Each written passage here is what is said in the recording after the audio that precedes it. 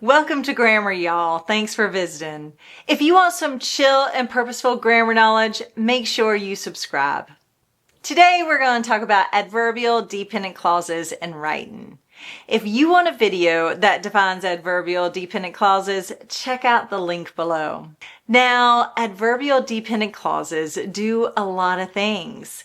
They help us situate time, they provide reasons, they help us compare things, all with subordinating words like these here. Now, I do have to tell y'all, this list is not a complete list or a complete overview of everything that adverbial dependent clauses can do. For a full list of adverbial subordinating words and phrases, please see the PDF linked below. But when we're teaching grammar, we can't throw everything we know at students, and we can't tell them everything a grammatical concept does. If we do, we aren't really teaching grammar with a purpose, and we're just going to overwhelm them. We need to figure out what grammar moves we want students to do and for what purpose.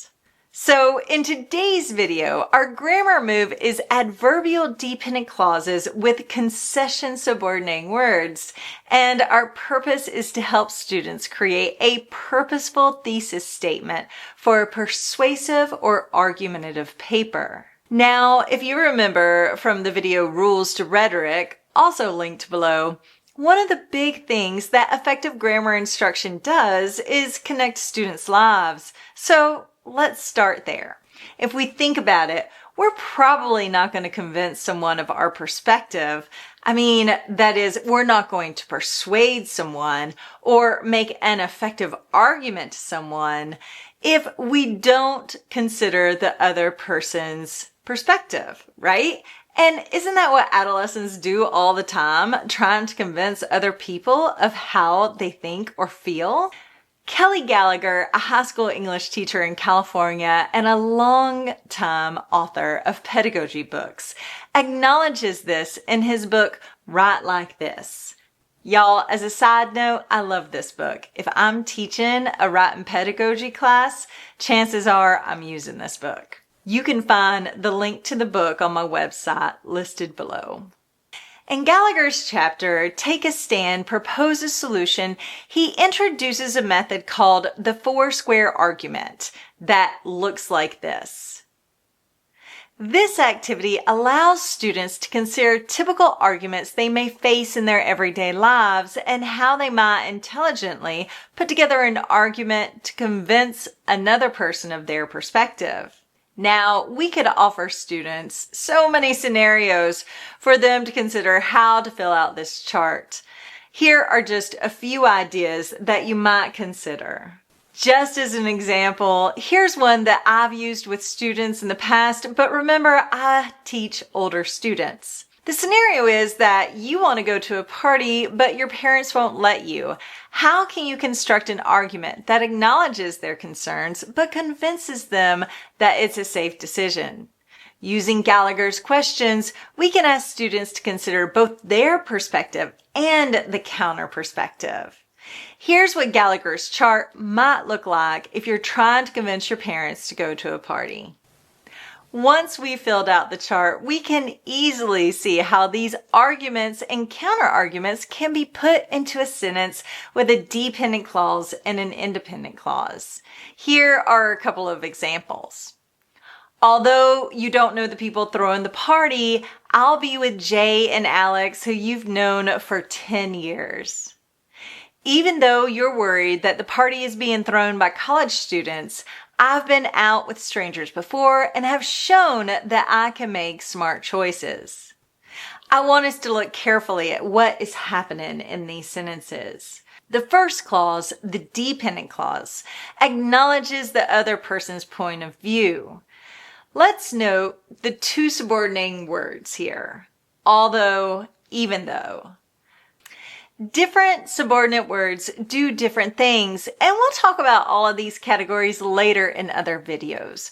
But what I want us to note here is that these two subordinate words are part of the category of subordinate words called concession words.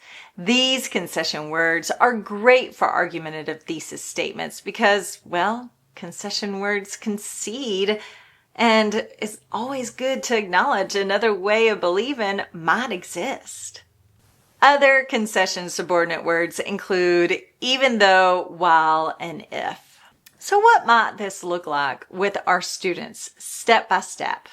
First, before even introducing the argumentative or persuasive paper, provide them with a list of scenarios or create a list based on what you know about your students. If you want, you're welcome to use the list that I came up with that I showed earlier in this video. After you have given students a couple of scenarios, talk through them a little using some questions as a guide. Just for fun, I've provided some potential discussion questions. Number 3, after a discussion with your students, introduce Kelly Gallagher's 4-square argument. You can first show them the framework of the 4-square argument, again seen here. And then as you're looking at the framework, ask them some questions about the scenario and how this framework would work in their lives. Just in case you need some guiding discussion questions, I've created some right here. Number 4, provide an example of a 4-square argument that is already complete. You're absolutely welcome to use the one that I showed y'all earlier in this video, but maybe you want to create one that meets the needs of the age of your students and the interest of your students. Number 5, after discussing the example with your students, have students choose a scenario and have them create the 4-square argument themselves. They can either do this individually or in groups, depending on your students and their needs. Number 6, once they've completed the framework, show them some examples of dependent clauses that acknowledge the other person's perspective. That is, ones that use concession subordinate words to turn the argument to the point that they want to make while still acknowledging that another way of believing exists. Here are the examples of the sentences that we looked at earlier that have both the dependent clause and the independent clause, the acknowledgement of another perspective, and then their own. Number 7, have students share some of their sentences with one another in groups and discuss. Here are some guiding questions that you might use to help students.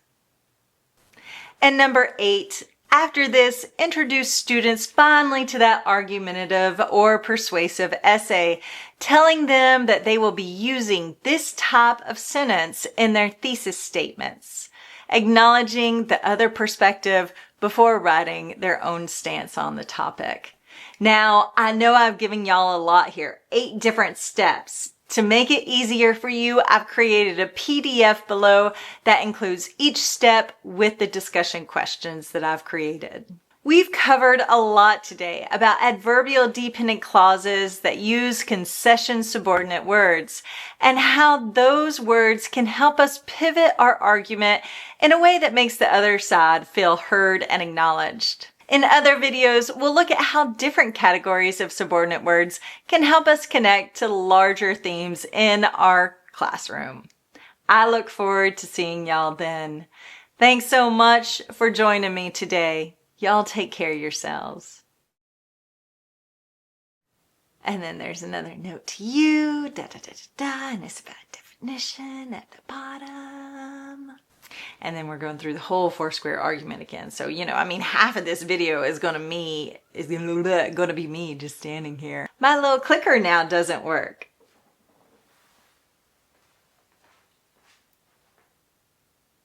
One more time.